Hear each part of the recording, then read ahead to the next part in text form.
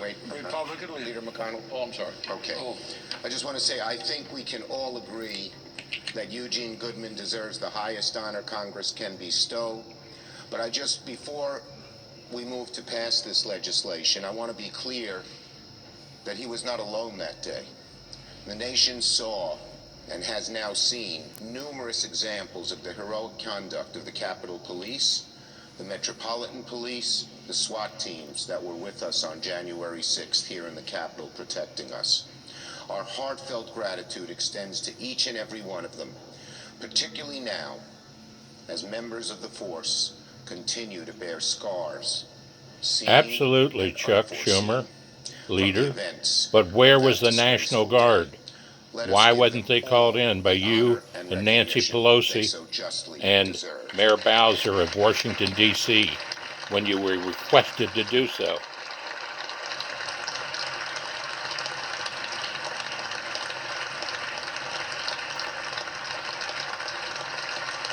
Thus putting all these officers at jeopardy from rioters.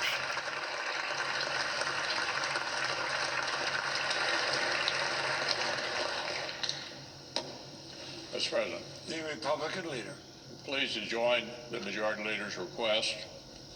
January 6th was a day of fear for those who work here in the Capitol, and of sadness for many more watching from afar.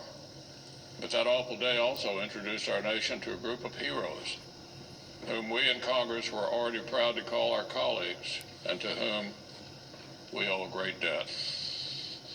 In the face of lawlessness, the officers of the U.S. Capitol lived out the fullest sense of their oaths. If not for the quick thinking and bravery of Officer Eugene Goodman, in particular, people in this chamber may not have escaped that day unharmed. Officer Goodman's actions reflect a deep personal commitment to duty and brought even greater distinction upon all his brave brothers and sisters in uniform. So I'm proud the Senate is taking this step forward, recognizing his heroism with the highest honor we can bestow.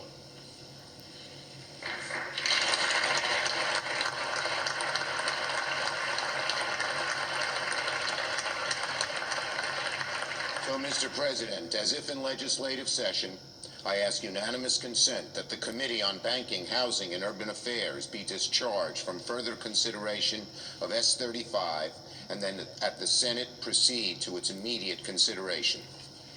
Without objection.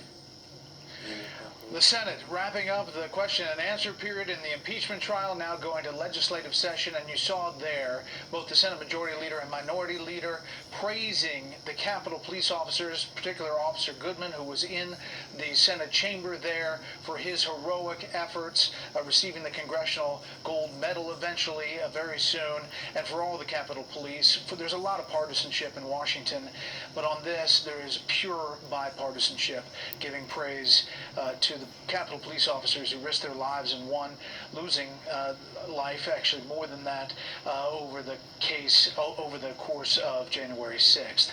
It's a great way to wrap up this day because it was back and forth all day, but it's great to focus on Goodman and the other Capitol Police officers. But let's rewind to what the Trump legal defense team did today and what you thought of that defense of the former president.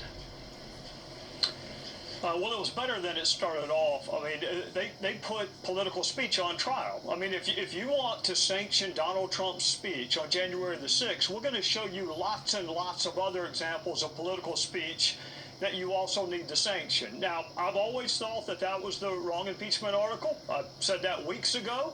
And frankly, the questions from the senators, Brett, are proving that. The senators want to know what was the president's reaction.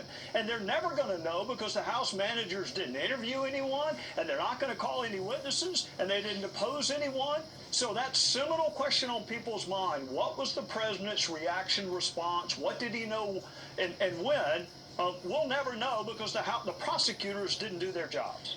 Well, Molly, the House managers responded to that saying, well, you could know. We wanted the former president to testify. You said no. We would like witnesses. It doesn't seem like it's heading down that road, but there'll be a vote on that. They say. Why would he come and testify in an illegal procedure? Respond.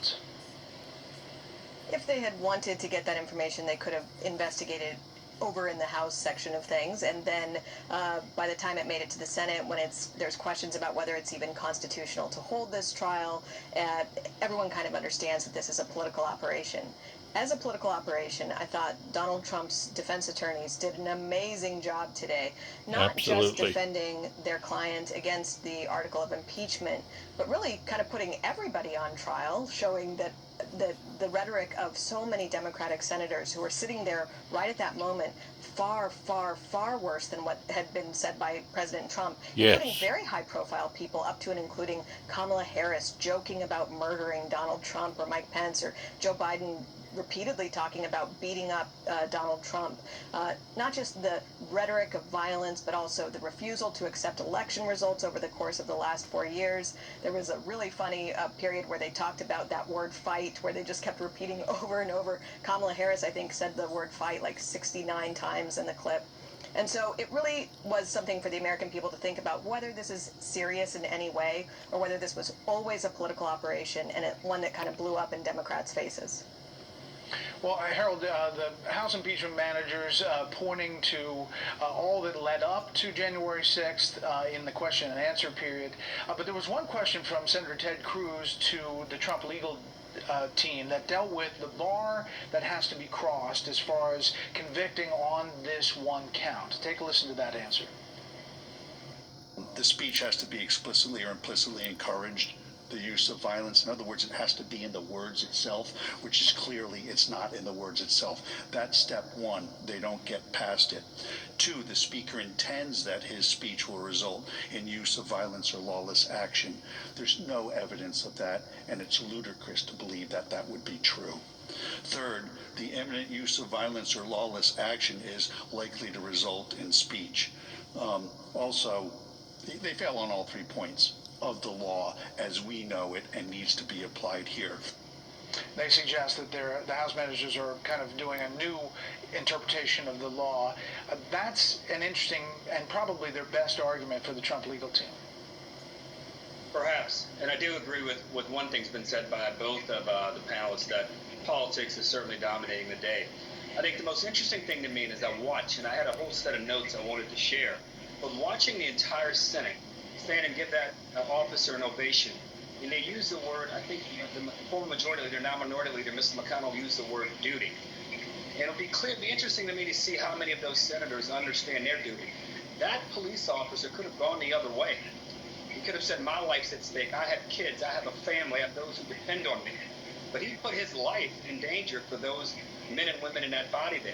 I think the question, in a big way, whether the question was asked or not legally, every American knows what they were doing on January 6th. Every American remembers, after watching this trial, if they just think about it a bit, what Donald Trump did not do on that day. And if you're a United States Senator, and you can sit with that, you can rest with that on your heart and your conscience after making whatever votes you make, we as pundits, we as former politicians, we as people who care about the country and those that watch this show, if you can rest with that, bless you. It'll be interesting to me to see how those senators reconcile that ovation for officer Goodman with what they end up voting and how they end up voting in this matter here. That's the reason they punished those that did it. It wasn't Donald Trump. That thing to hang this on, which is process, not due process in the House, and the fact that you're on one incitement count not reaching that bar. If they had charged dereliction of duty for not protecting the Capitol or something else, that might have been a different story. Is that They fair? still would have had to have investigations, which they didn't That's have. what the Republican senators, I've been talking to them all week. I mean, they wanted the Trump defense team to just give them something they can argue. There's no danger of a conviction. Anybody who's on the edge of their seat wondering whether or not he's going to be convicted, you can lean back. He's not going to be. But it's about 2022 and 2024, and the Republicans in the Senate want to arm themselves. I think that montage of fiery political rhetoric helped. It's 50-50 on the constitutional issue, and we'll never know what the president knew and when he knew it, because they didn't bother to prove it. Right. Because both parties say the actions of January 6th were heinous, but what we just saw, as you said, about the applause in the Senate, well, that is a good thing going forward. Panel will bring you back. We want to talk about the New York governor and other items in just a bit. Coming up, the battle at the border, as the Biden administration says, it will now allow asylum seekers to await court hearings inside the U.S.